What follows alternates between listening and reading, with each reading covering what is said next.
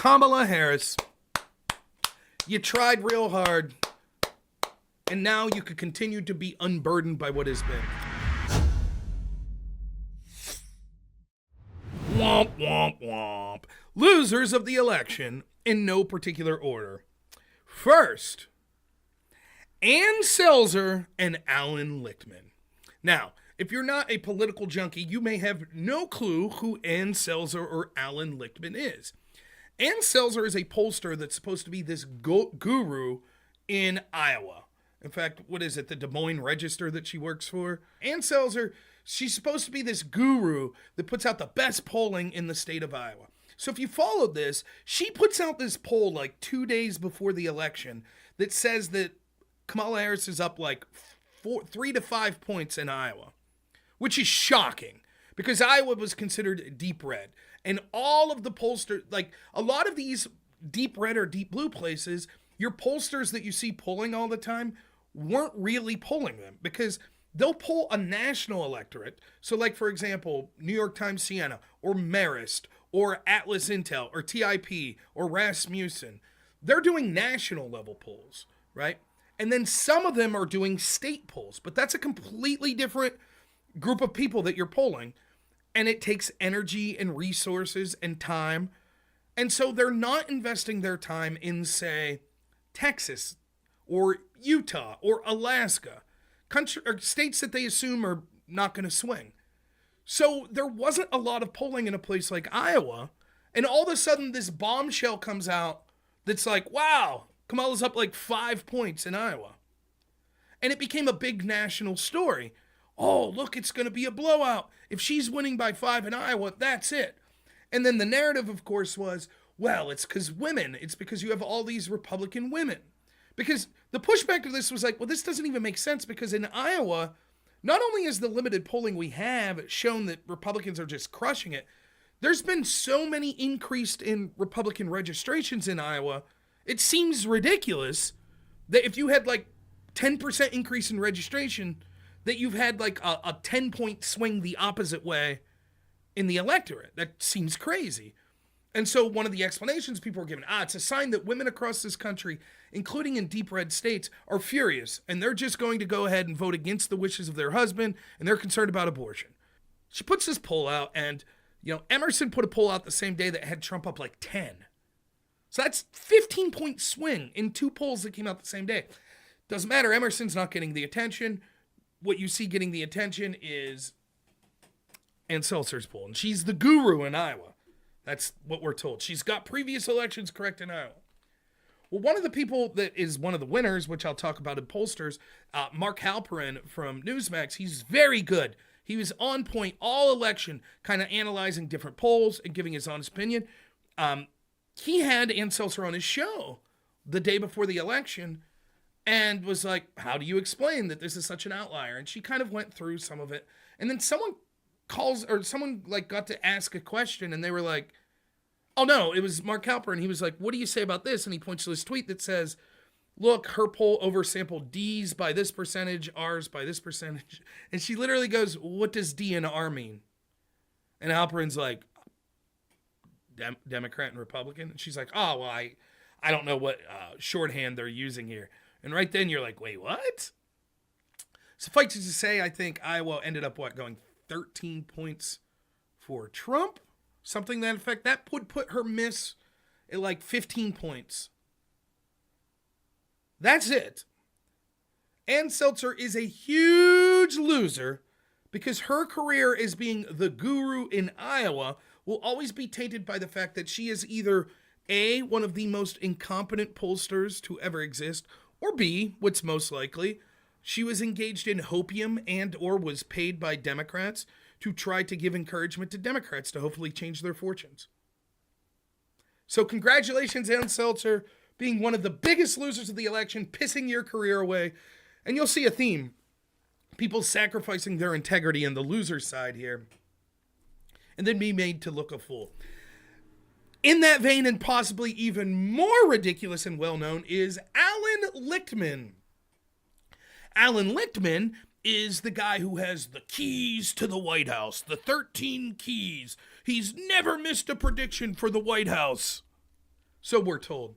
Turns out that's not exactly true. Nonetheless, he was very confident using his 13 keys that Kamala Harris was going to win. Very confident. He had a live stream going on election night. He didn't take it too well. So allegedly at 9 p.m. he's going to be doing a stream trying to explain to people why he was so wrong. But Alan Lichtman loses so hard, not only because he supposedly had this model that's better than polling. It's not just like normal polling. This is an undefeatable model. It's always right. And it's been right since the 80s, he says. And he's braggadocious and he's confident. He's saying, I put out my prediction before the debate with Kamala Harris and Trump. I know. I'm so confident, blah, blah, blah, blah, blah. And he falls flat in his face with his prediction. Not only did Kamala lose, she lost big. And now he's got to eat crow. One of the reasons that Lichtman loses so bad is even if you look at left-wingers that were also wrong, they were making fun of Alan Lichtman. Like Nate Silver making fun of Alan Lichtman even before the election.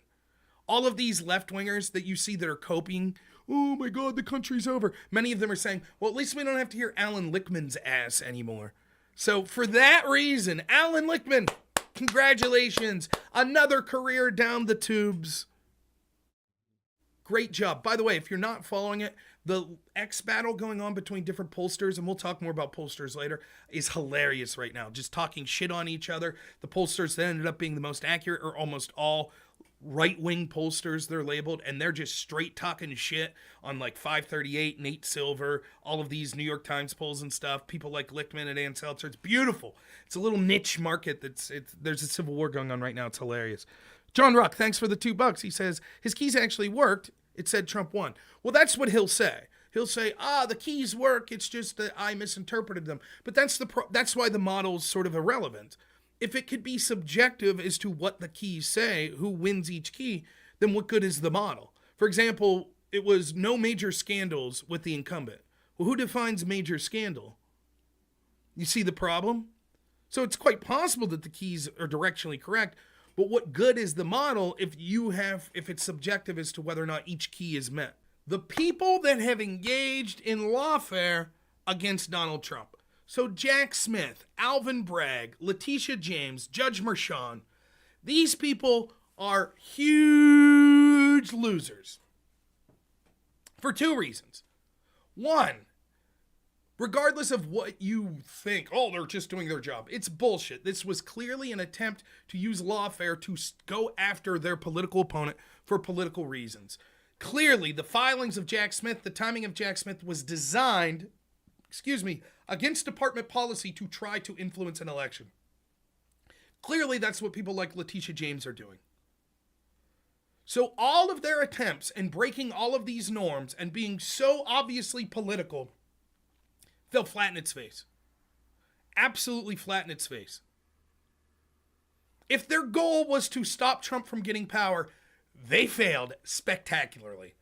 And in fact, they failed even worse when you think about it because, as we'll get to with the next group, so much focus was put on the lawfare that there wasn't a reflection on shit that actually could have made a difference in the election. Like, I don't know, the economy, the border, policy. Nope, instead it was insurrectionist, threat to democracy, 37-time convicted felon. Turns out the American people don't give a shit. They see through how corrupt and political that process was, and they're more concerned about the fact they can't afford groceries.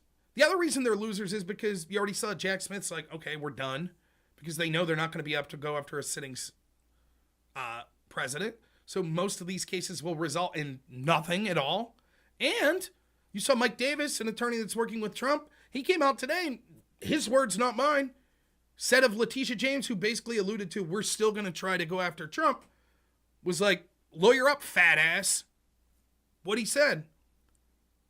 And with any luck, Trump's team will be more aggressive in pursuing through legal means the people that have proceeded through legal means to pursue him.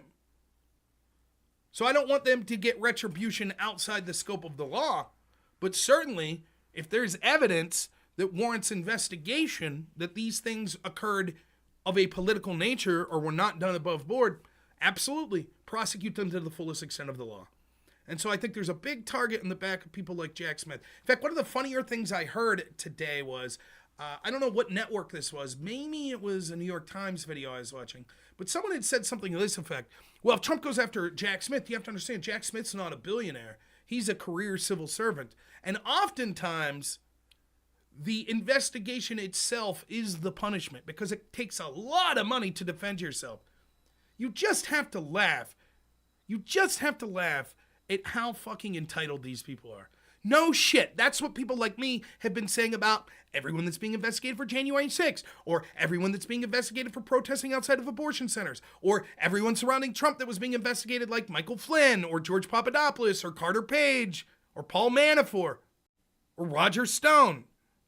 It doesn't even matter if they find you guilty. The mere fact that they were like, there's our man Trump, get everyone around him, that the process itself is the punishment. And they act like, oh, no, that's just serving justice. But as soon as Trump wins, they're like, oh my God, if he goes after people, the process itself's the punishment, even if they don't get a conviction. Right. So congratulations to all the aforementioned people involved in lawfare. Some of the biggest losers. Next, probably not a loser that big. This is an individual. I mentioned this one yesterday. Former head of the RNC, Rona McDaniel. Congratulations, you did it. You also are a huge loser. Why? Well, she oversaw the devastating election losses of 2020 and 2022. She did basically nothing at the RNC level, not only to help vulnerable people win races in the Republican Party. Thanks so much, Super Sentinel. I appreciate the follow. But she also did nothing to ensure election security in either the 2020 or the 2022 races. In addition to that, she was absolutely horrible at getting out new strategies for the new ways that people vote, such as early mail-ins, ballot harvesting. So much so that it trickled down to my state of Pennsylvania, and after we underperformed in 2022, I was absolutely livid. Thanks so much, Peach, for the follow. I appreciate it. Livid that there was no change in leadership at the national or state level GOP, because it was evident to me without that, there wasn't going to be election victories that occurred in Pennsylvania. Of course, one of the people that's the biggest winners almost single-handedly changed the fates of Pennsylvania, which I don't know if that gives you a little hint when we get to the winners of people who I think is possibly the biggest winner. But she was terrible. And hell, I'll just say that person's name. Scott Presler. Z Phil nails it correctly. She basically, not only would she refuse to work with or acknowledge Scott Presler, who quite possibly single-handedly turned Pennsylvania and the election to Republicans and Trump. And understand, Pennsylvania Republicans are a huge winner. They literally won like everything. They won the House races, they won the state races, they won the court races, they won the Senate race, and they won the presidency. They're crushing it. And it's all thanks to this man, Scott Presler. We'll talk more about him when we get to the winners. But Rona McDaniel not only wouldn't acknowledge him or talk with him or work with him, but allegedly from people I trust that I hear things, not just posting shit on Twitter, but also people that I've talked to in real life and just things that circle the rumor mill. Rona McDaniel was instrumental in spreading rumors about Scott Presler that he did some really bad things to sort of dissuade people from working with him. So, congratulations, Rona McDaniel. May you and the entire Romney family be kept as far away from any one Republican or any position of leadership in the Republican Party for the rest of my life. That would be wonderful. Congratulations, Rona. You did it. In running for maybe the biggest loser, and it's a loss that is so well-deserved, and this is a group of people, all right? You ready for this? Drum roll, please. Loser number 2. Trans ideology. Let's give it up for the trans ideologues. Come on, everyone. Come on. A round of applause. They did it. They did it. An ideology so despised that it became a central theme in the Trump campaign. I was reading articles today that said, like I'd said all through the election, I was like, the most persuasive campaign ad, because I'm asking people, I'm here in Pennsylvania, dude, if you don't live in a swing state, I don't even know if the other swing states are as bad as Pennsylvania. I was getting like 5 text messages a day from like, hey, make sure you go out and vote. I'm getting shit in my mailbox every day. Anytime you watch any amount of television whatsoever, whether it be YouTube, whether it be anything that has advertisement, it's just political ad after political ad after political ad. So annoying. But I am interested in hearing, as a political junkie, what do people think? Were there ads that you thought was more persuasive? Obviously, the number one point of view is I'm tired of these effing ads. But once you ask specific about it, it was the he stands for you, she stands for they, them. That was it. That ad hit like gangbusters, anecdotally, about the people I was talking to. They were like, yeah, screw this trans shit. And I've been saying for a long time, I've been talking to people that were like, oh, why are Republicans always fighting this culture war shit and blah, blah, blah. And I'm like, because it's a winner. Because people are tired of this shit. And they are. They're tired of it. People that have been union people their whole lives, that have voted Democrat, that were huge Bill Clinton people, huge Obama fans, they're tired. They're tired of this trans bullshit. They're tired of it. They're tired of having to pretend that there's no difference between biological men and women when they're competing in athletics. They're tired of having to pretend that kindergartners know their biological sex is incorrect. They're tired of the shit. They really are. Now listen, my feeling on trans issues is as follows. I think it's an illness, whether it be a physical illness or a mental illness. I think the overwhelming of it's a mental illness. I don't treat people like shit that are bipolar. I also won't treat someone like shit that's trans just because of the illness they have. However, I will not accept their normalization and indoctrination based on it. Someone wants to be trans and sit with me next to the bar and watch the Steeler game, Pirate game, whatever movies on TV. I don't give a shit at all. I'll sit there and bullshit to them. No problem. But I'm not going to put up with this shit indoctrinating kids with it. I'm not going to all of a sudden say special privileges need to be added, that you could use this restroom, or that, you could compete in female athletics and all this shit. Tired of it. Over it.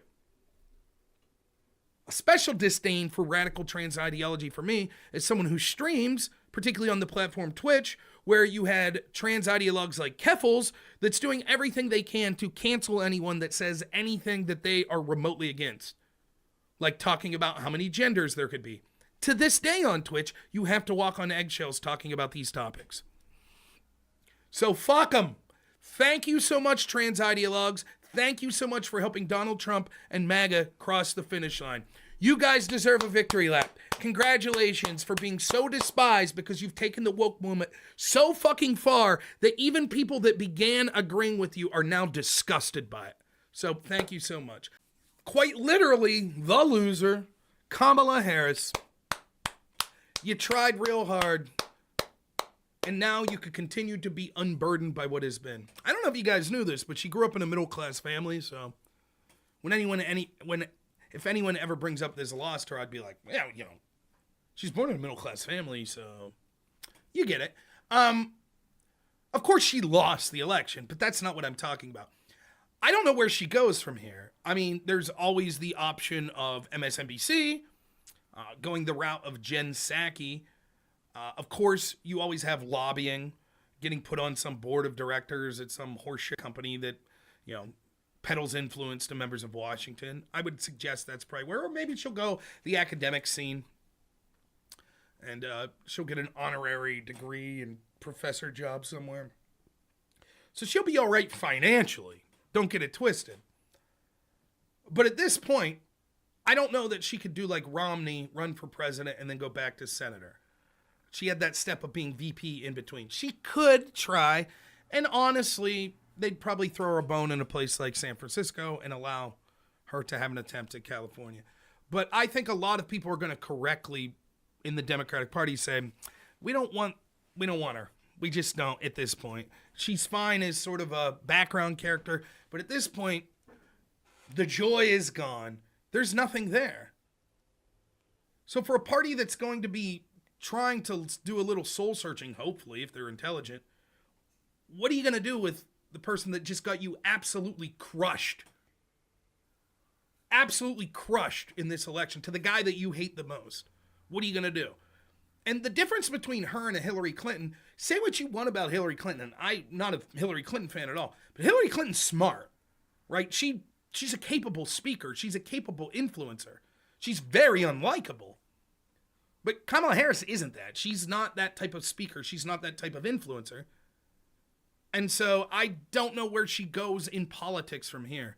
And so for that, I'd say she's one of the biggest losers, not just because she's not going to be president and she literally lost the race, but because I think it really, really damages her reputation by being exposed, quite frankly. She has every institutional advantage in the world, and she gets exposed.